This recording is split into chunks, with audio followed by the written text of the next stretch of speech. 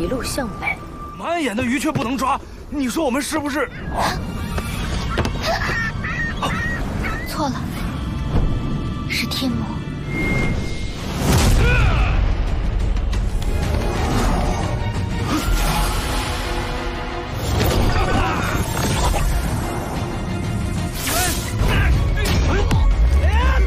Oke, kembali lagi bersama Bang Jago. Seperti biasa, admin selalu mendoakan kalian semoga selalu dalam keadaan sehat dan dalam kondisi terbaik.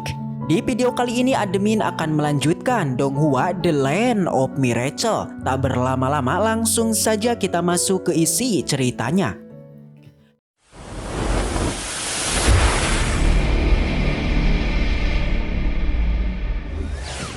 Cerita kembali dilanjutkan guys. Setelah kemarin Pahua dan Silangge tenggelam ke dasar laut, kali ini mereka pun terperangkap genggaman Kaisar Laut yang dengan itu mereka pun akhirnya selamat dan seketika berada di atas laut. 不对，鱼群全都不见了，一定有古怪。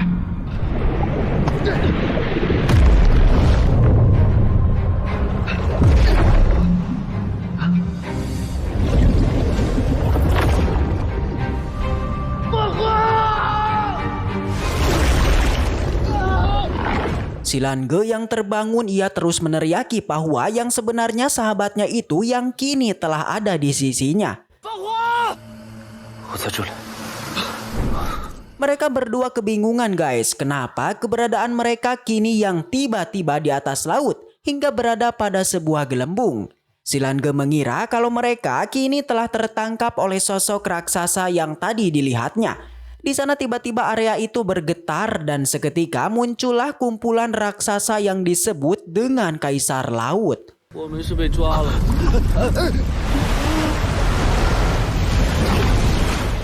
Baik Pahua maupun Silangge yang melihatnya tentu menjadi terkejut. Itu karena mereka baru pertama kali melihat Kaisar Laut yang benar-benar adanya. Dikatakan bahwa dari 5 ras di Lautan Biru, hanya ras inilah yang memiliki kekuatan yang paling kuat. Melihat bahwa yang di depannya adalah bosnya, maka dengan itu Pahua Silangge pun langsung menghormatinya dan menanyakan terkait sosok yang menolongnya tadi apakah Kaisar Laut. Ya, bos besar Kaisar Laut itu membenarkan karena di Lautan Biru tentunya mempunyai sebuah aturan. Siapapun praktisi yang memasuki alam birunya tanpa izin, maka jelas dirinya akan menghukum siapapun itu. Mendengar itu, Silangge seketika menceritakan tentang permasalahan yang terjadi di antara dirinya, suku Suhai dan juga Ratu Semut. Mereka sekali lagi mengatakan terima kasih pada Kaisar Laut karena telah menolongnya dan di sana Silangge juga berjanji bahwa jika di masa depan Kaisar Laut membutuhkan bantuannya dipastikan Pahua Silangge pasti akan membantunya.他的5大种族中最温和的就是这一族了。三叉戟、海巨帝都不能进入无尽蓝海的范围。刚刚那红毛女皇并不是妖族，而我们是树海族的朋友。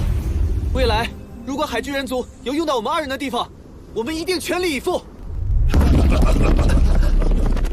Tanpa diduga, Kaisar Laut pun tertawa sembari mengatakan beberapa kata tentang keduanya yang disebutnya pemberani.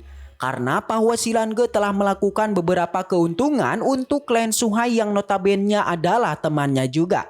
Sang Kaisar setelah itu juga menanyakan tentang tujuan lanjutan Pahua Silangge saat ini. Diketahui bahwa mereka kali ini akan bertolak menuju tanah kegelapan untuk kabur dari kejaran sang ratu. Menurut Pahua, tujuan mereka kali ini bukanlah tanpa alasan, yakni jika mereka pergi ke benua manusia, maka secara otomatis sang ratu tetap akan mengejarnya, bahkan akan membuat dunia manusia menjadi kacau. Dengan kepergiannya ke tanah kegelapan, diharapkan orang-orang kuat di tempat itu bisa meredam kekuatan sang ratu. Mendengar ungkapan itu, tiba-tiba semua anggota Kaisar Laut seketika meraung keras. Tidak tahu apa alasannya guys, tapi yang pasti Kaisar Laut mengatakan kalau mereka berdua memanglah mempunyai rencana yang sangat bagus. Ternyata guys, raungan tersebut itu bersumber dari mereka berdua yang telah membuat marah naga laut. Karena Pahua tadi menyebut-nyebut nama manusia yang hal itu memicu kemarahan beberapa anggota Kaisar Laut atas ulah manusia. yang disinyalir telah membuat naga laut babak belur. Sang kaisar juga menceritakan kejadian itu di masa lalu yang sebenarnya guys, sosok yang membuat marah naga laut itu adalah mereka berdua. Waduh. Sang kaisar lantas menanyakan tentang asal-usul keduanya, yang apakah salah satu dari mereka itu ada yang berasal dari benua yuridiksi alias wilayah Pa.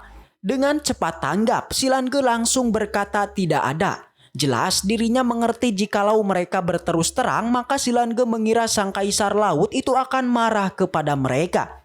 Tapi tak diduga bahwa malah berkata jujur dan mengatakan kalau dirinya lah yang merupakan manusia yang berasal dari wilayah Pa. Mendengar itu, alih-alih sang kaisar marah, justru dia malah tertawa karena dirinya merasa kagum dengan Pahua yang berani berterus terang dan berkata jujur. Dengan kejujurannya, kaisar laut di sana lantas memberikan sebuah hadiah berupa keong racun yang terlihat biasa justru sebenarnya luar biasa. Yang katanya pusaka itu bisa membuat mereka bebas berjalan di lautan biru serta bisa bernapas di dalam air. Widih. Setelah memberikan hadiah keong racun, kaisar laut pun pamit dan pergi dari tempat tersebut. Dan benar guys, mereka berdua saat ini terlihat bernapas di dalam air. 可有法域之人？ 晚辈法华，来自法域智慧之上。好，你很诚实，难怪蜀海族对你赞不绝口。这是我族蜀海灵贝，你们就可以在海中自由穿行。真需要你们帮助的时候，我也会通过它，希望你们能走得更远一些。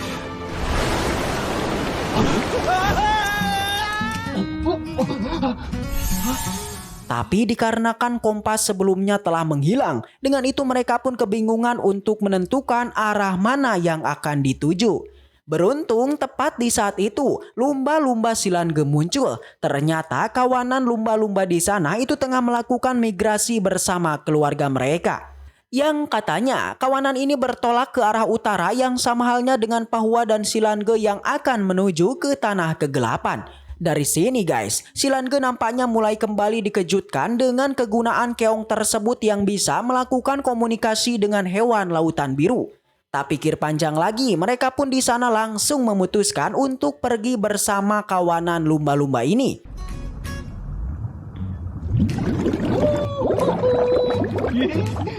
该怎么确定方向？小兰，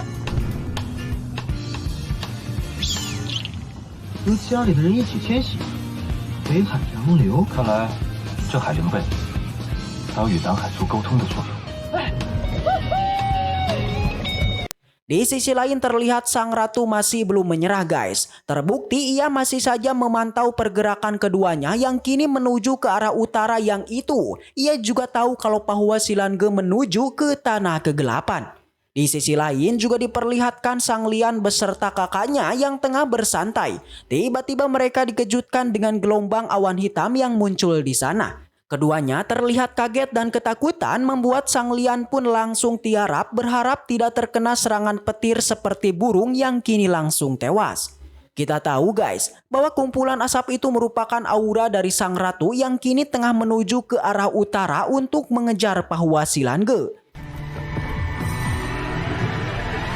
妖域咱们也快到了吧？那鱼却不能抓，你说我们是不是？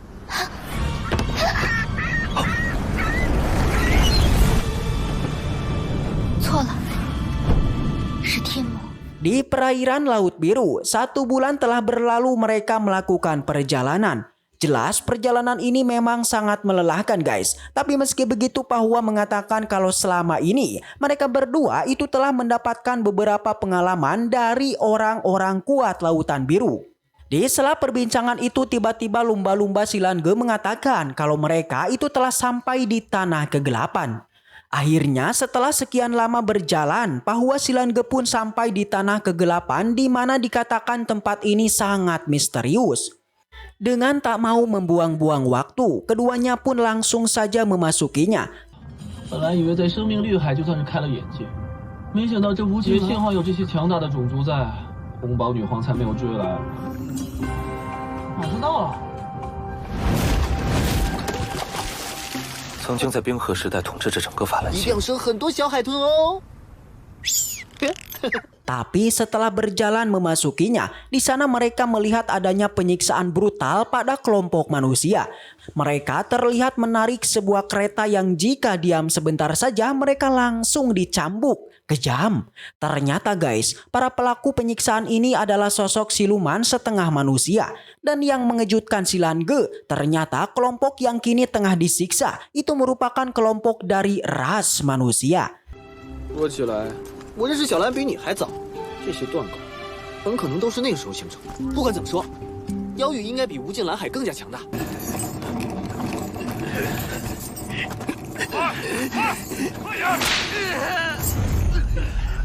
那下面那些是人族。 Bapak-bapak aki-aki para pemuda di sana terus dicambuk guys, membuat si Lange yang melihatnya jelas menjadi sangat marah. Bahkan di saat ini salah satu dari mereka terlihat tergeletak tak kuat lagi menahan siksaan ini. Dan yang paling mengejutkan, di dalam kereta itu tiba-tiba muncul tentakel yang langsung melahap orang tersebut.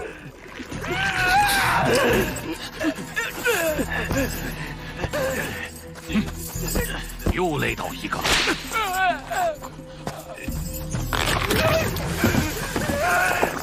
Kekejaman ini ternyata membuat si Lange tak tahan dan akhirnya bergerak menyerang mereka.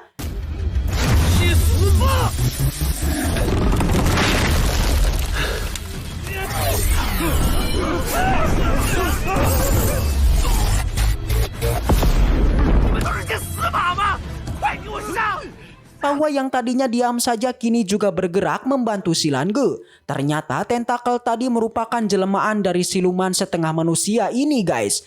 Dia yang melihat semua pasukannya tewas, tentu merasa panik dan berniat kabur dari tempat tersebut. Tapi si Lange tak membiarkannya dan menanyakan tentang apa yang sebenarnya terjadi.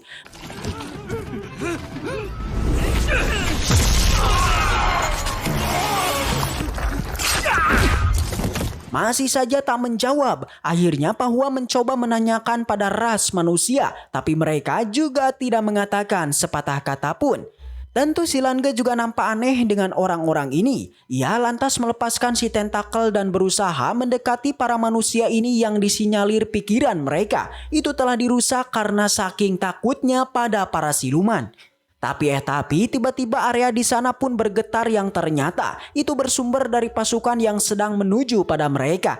Yang lagi-lagi itu merupakan ulah si tentakel yang telah mencari bala bantuan untuk menghajar keduanya.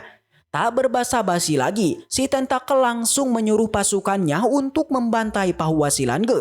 Tapi guys, karena kekuatan keduanya telah meningkat pesat, dengan itu pertarungan pun tak bertahan lama karena kini semua musuh telah terbantai yang juga diakhiri dengan membantai si tentakel.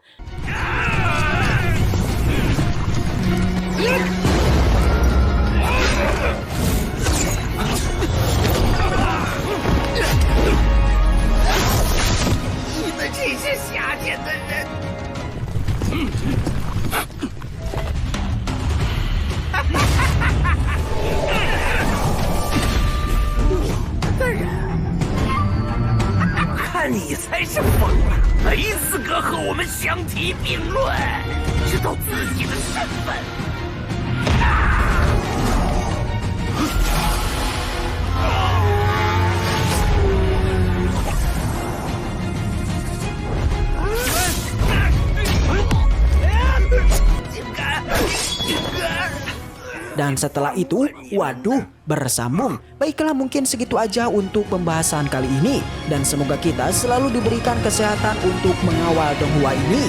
Dan sampai jumpa di video selanjutnya. See you next time, and seperti biasa, salam para jagoan.